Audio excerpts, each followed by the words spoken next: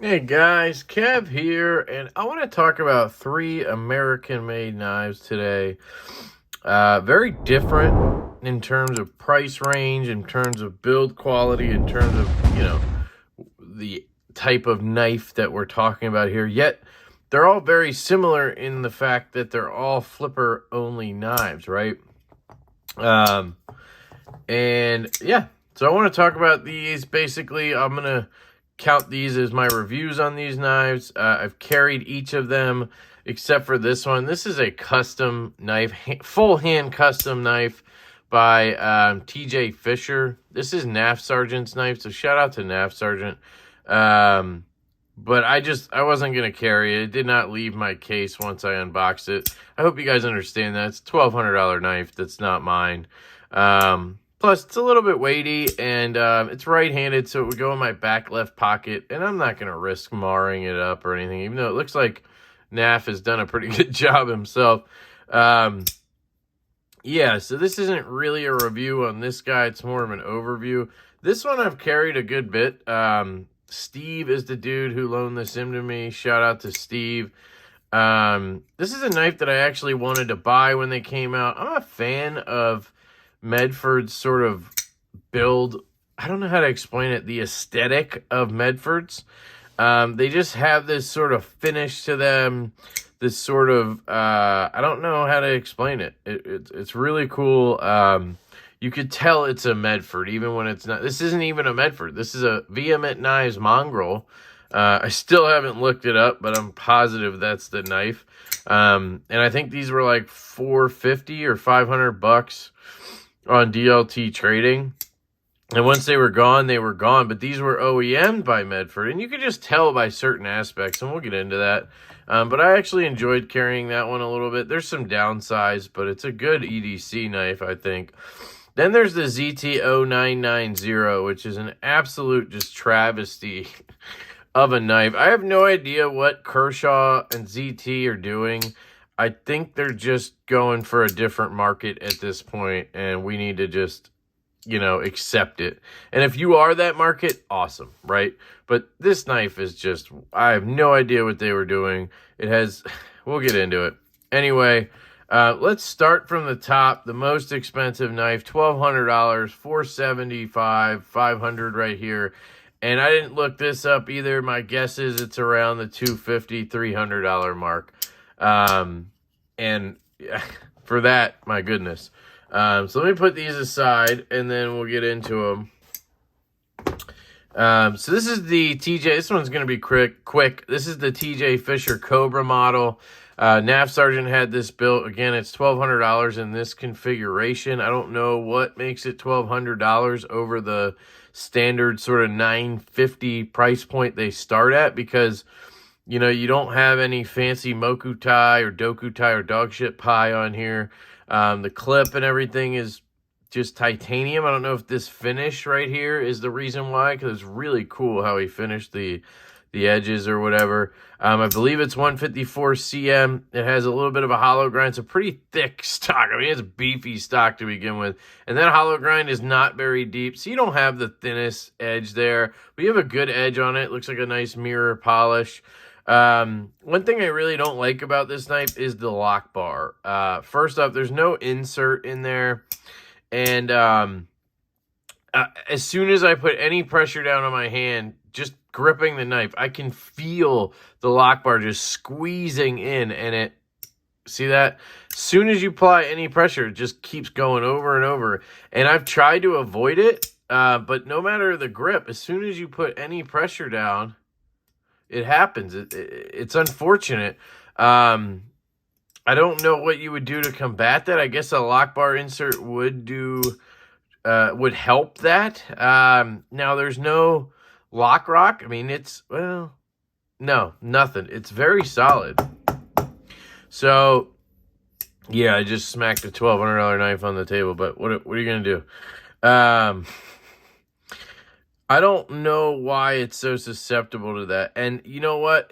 That used to bug me about knives, but it's pretty natural that any lock bar is going to shift over like that, right? But this one's more so than others because of the way your grip is. You kind of are just putting pressure on that lock bar. Same right-handed. It's just where your pressure lands when you squeeze, and it's just so noticeable that it's kind of annoying. The action on this thing is just beauty, man. It is so beautiful. This flipper tab is incredible. The jimping on it is just perfect. Catches your fingers so freaking well. See, I got pressure on the lock bar, but it was still hanging on there. My finger was just dragging because that pressure is, or that jimping is so good. It's definitely picking up skin cells, but I don't care. Just feels so satisfying to flip this out.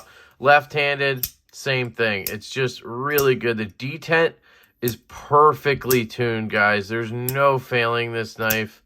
It's just going to thunder out no matter what you do. I love it. And then when you disengage, man, it's a guillotine. But it's pretty calm. Like, it's not a deadly guillotine like some. You guys know how my nails are. Because of the flipper tab, it just hits you and then it drops, right? You can get low and get smacked with it if you want. I mean, a trick you can do is just turn the knife to the side. I know a lot of people tell me that because I jack my nails up. Just turn the knife down. You know, you don't have to have it go guillotine down like that. But, you know, I'm a crazy guy. You know what I mean? But it's beautiful. It really is. This D10 is money. It's a good-looking knife. You know, it's not the sexiest knife in the world to me. I still think, you know, even like the CKF Satori here is better looking. You know, Rosenti stuff. But to each their own, obviously. And this is a full custom knife. So obviously Naf really loves this build. He actually has a Todd Fisher, who is, I believe, TJ's dad. So it's Todd Jr. TJ Fisher. And then his dad, Todd Sr., makes the Fury, which is like one of the most popular knives in the custom knife game. If you talk to guys like Naf or Dirk Warning, the Fury is very popular. I believe there's larger ones as well. And Naf has a Fury. So there's definitely some lock stick. You can hear it. Now, my guess, to be honest, is that lock stick was not there when Naf Sargent had this knife. And it's because of where he lives. He lives in Las Vegas. There's just not as much humidity. Now, it's the middle of winter here. I don't know why there'd be humidity, but this just happens to me, guys. Like, knives that have no lock stick for some people, magically I have a ton of lock stick. It's just how it is. And so hopefully I'm right, and Naf didn't ever notice the lock stick, and when he gets it back, there won't be any. But even if so, it's not like bad lock stick, you know. But on a $1,200 knife, yeah, it would bug me. But that's why I don't buy $1,200 hand custom knives. Like, I learned my lesson with Gavco, right? And I still love my Nurse, but like, there's just gonna be quirks and things about those handmade knives that you know what I mean? It just is what it is, and you have to deal with it like lock stick. Whereas somebody like me who's OCD about that stuff just doesn't like it, you know? So I'm not going to get into the hand custom game. Now, the high-end production stuff, count me in. But anyway, this is the Cobra. It's a good knife. Would I pay $1,200 for it? No. But it's not my aesthetic, right? It's not my type of jam, and for some people it is. And the action is incredible. The handmade build quality, I'd say it's pretty good. It's off center too, by the way. It's over to the clip side. You can see that pretty easily. So again, $1,200. I'd be a little bit miffed and possibly, you know, but I guarantee you 100% if Naf Sargent contacted TJ, he would take care of all those issues, and probably the knife would be 100% and we'd be fine, right? So that's just me. I don't like the speed holes either. You guys know I'm not a speed hole guy because my fingers go in them, and I just don't like them in general. But it's a cool knife. So that's the Cobra from TJ Fisher. Put that over here. Then we have the Vehement Knives Mongrel. Again, I'm pretty sure. And this one's cool. I really like this one. Again, this is one that I wanted to pick up, but you just can't get everything, guys. I can't just be dropping $4.50 left and right. So this is the bronze finished version. They had blue. I think they had plain tie. They had different versions, which is pretty cool. I don't know if they did any blacked out ones. They may have. And then it has the tumbled blade. It is in 3V steel, which is pretty cool. And again, it's built by Medford, so you know it's going to be a tank, basically. And yeah, so I think the construction is good. Build quality is cool. I like the way Medford builds. Now, I know it's not for everybody, but you can just, I mean, if you guys know, if you've handled a Medford or seen enough of them, you guys know when you look at this, you're like, yep, that's made by Medford. It's just the finishing on this stuff, the hardware, the way the blade is finished and ground, you can just tell by that hollow grind. The fuller, you could tell by the garage stopping. You could tell by the exposed tang. You could tell by the pivot that's so close to the top of the scale in a weird way. You could probably tell by the clip. There's just a lot of Medford-y things about it, right?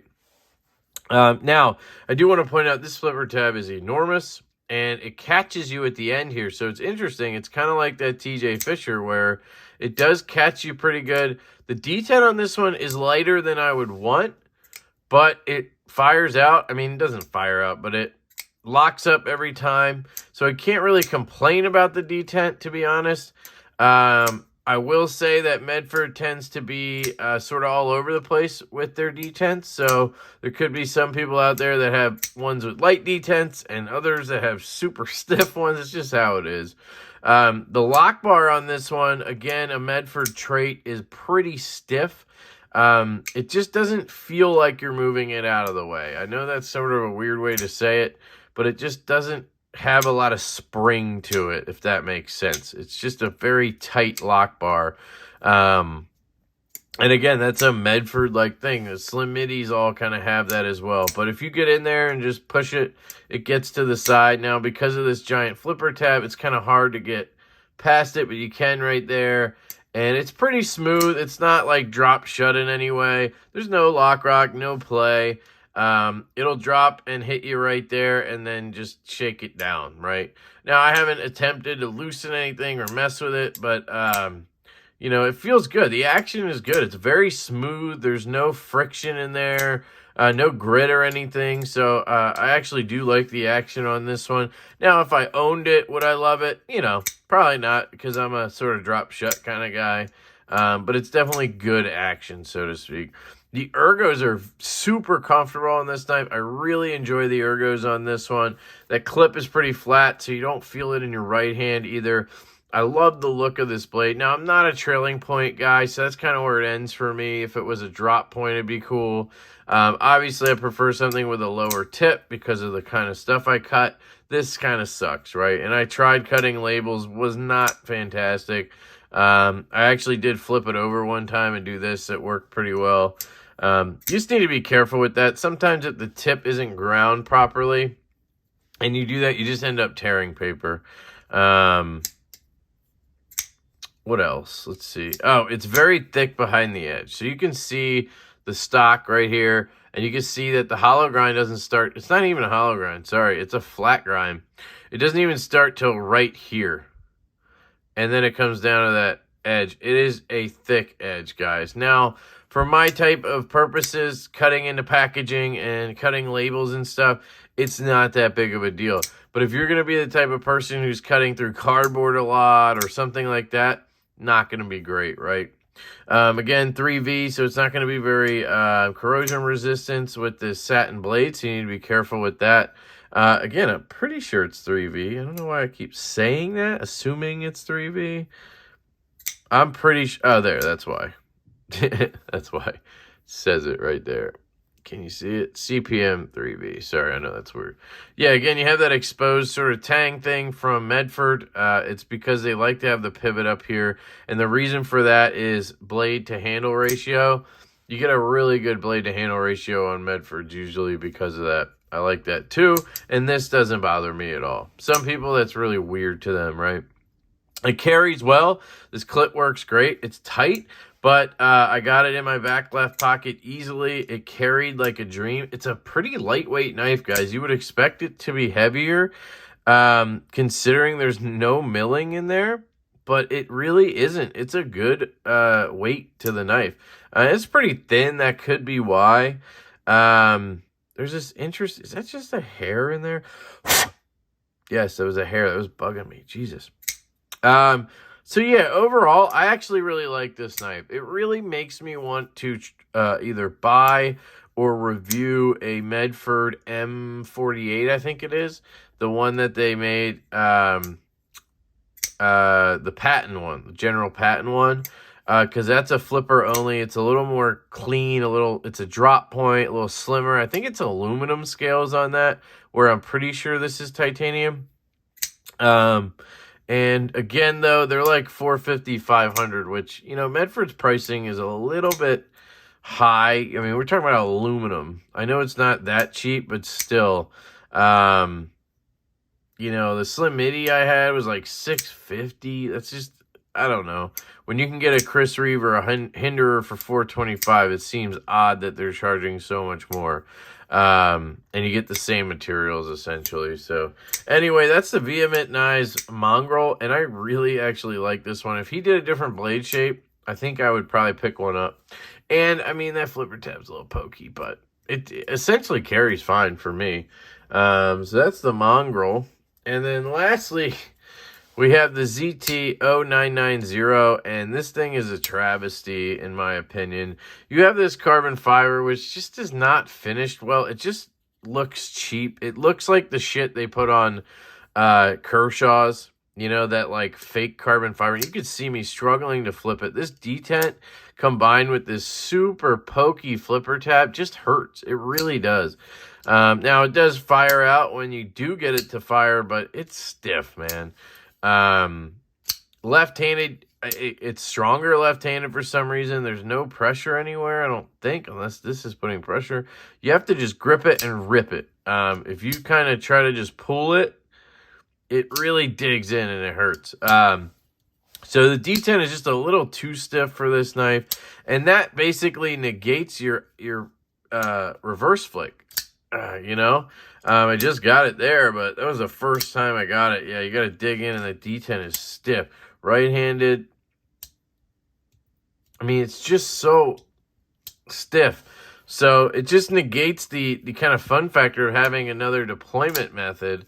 It's a steel liner lock. So again, for the price, which I'm guessing is at least $200, right?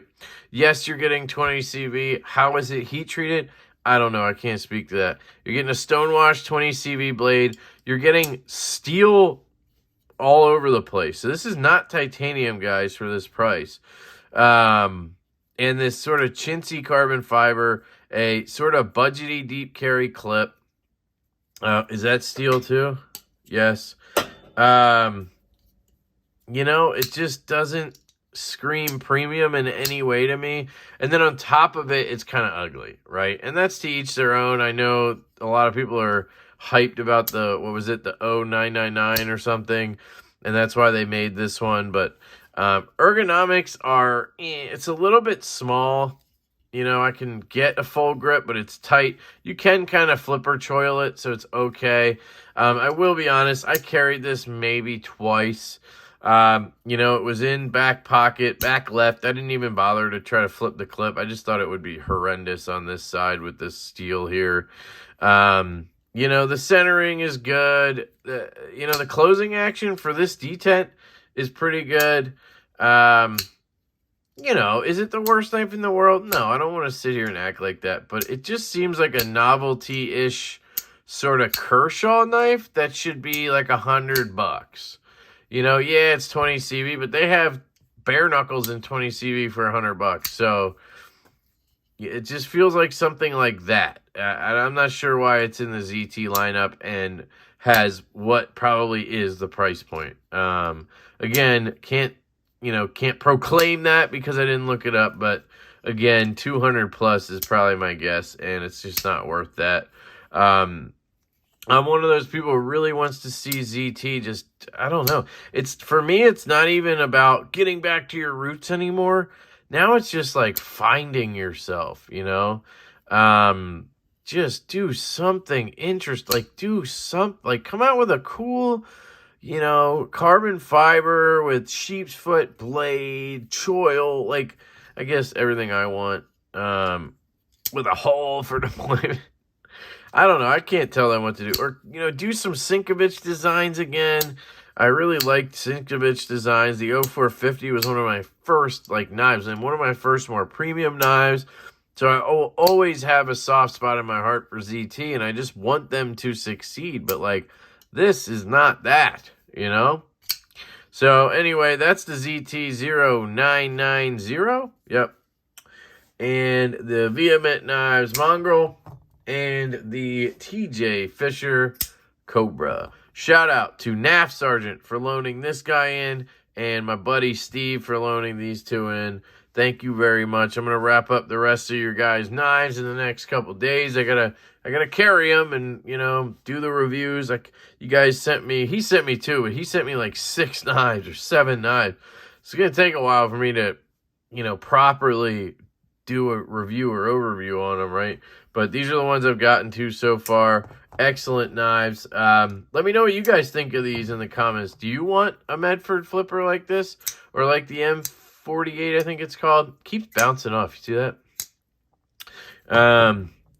Do you like what ZT's doing these days? I mean, there can't be many people who do, but I'm sure there's some who like what they're doing these days. And do you want a fancy pants Fisher custom? I'm sure a lot of people do. So let me know. I love you guys. I hope you have an absolutely fantastic day, and I will catch you later.